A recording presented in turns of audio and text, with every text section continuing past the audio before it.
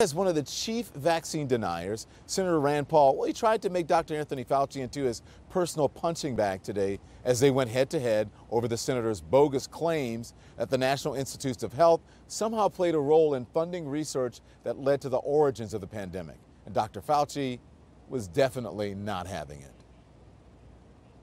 Dr. Fauci, knowing that it is a crime to lie to Congress, do you wish to retract your statement of May 11th where you claimed that the NIH never funded gain-of-function research in Wuhan?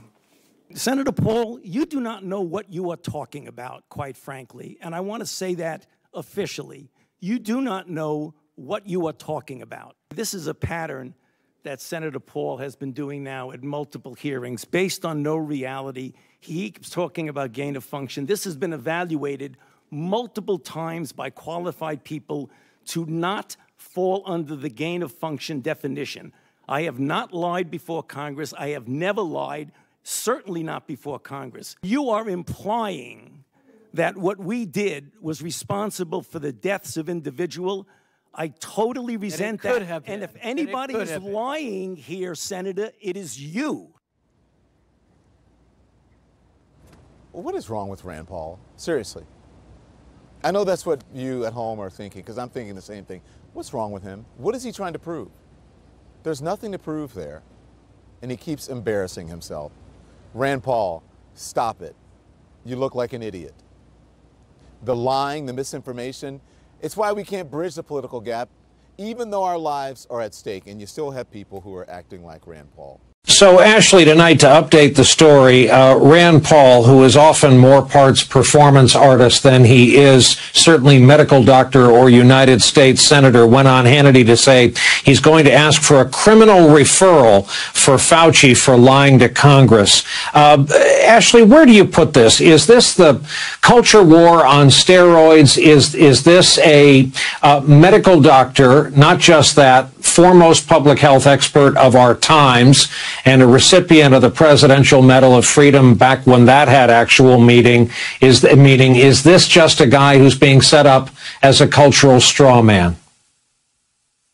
In some ways, yes, and in some ways, this is sort of a side debate and a kind of pet peeve, pet project of Senator Paul, who has frequently gone after Dr. Fauci in previous hearings, although sort of not as combatively as we saw today. But it does kind of speak to, as you said, the broader cultural issue. And it's worth noting that the Washington Post fact checker gave previous claims by Senator Paul against Dr. Fauci to Pinocchios as sort of grossly exaggerated, false, and misleading. But this, again, on a macro level, sort of that things that are not quite true, and to take it a step further, in other instances, not the Wuhan lab, but coronavirus in general, this disinformation is something that Dr. Fauci, the medical professionals, the Biden administration has been grappling with since they took office, not just about his legitimacy as president, which again, he won the election fairly, but about coronavirus, if vaccines are harmful to you. And now, as we see the rise of the Delta variant, these sort of cultural issues going after medical professionals, pushing anti-vax conspiracy hoaxes, they're not just sort of cultural issues for Republicans, they're becoming even more so incredibly dangerous for the nation. And you are seeing in an ironic twist, the populations right now who are not getting vaccinated, who are showing up in emergency rooms, who are catching the new variant and having cataclysmic consequences, are those who voted for President Trump, who listened to Fox News, who believe this misinformation.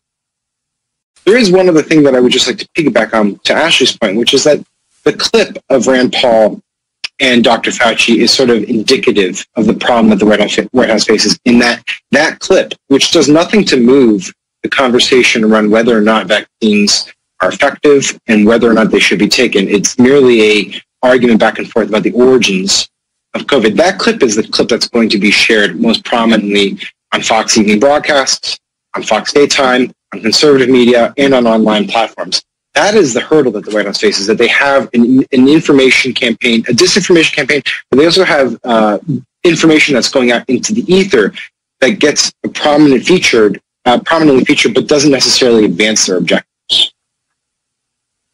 Yep. If there's an earnest team in a knife fight, the earnest team often loses, and it's a giant distraction, to your point, during a pandemic.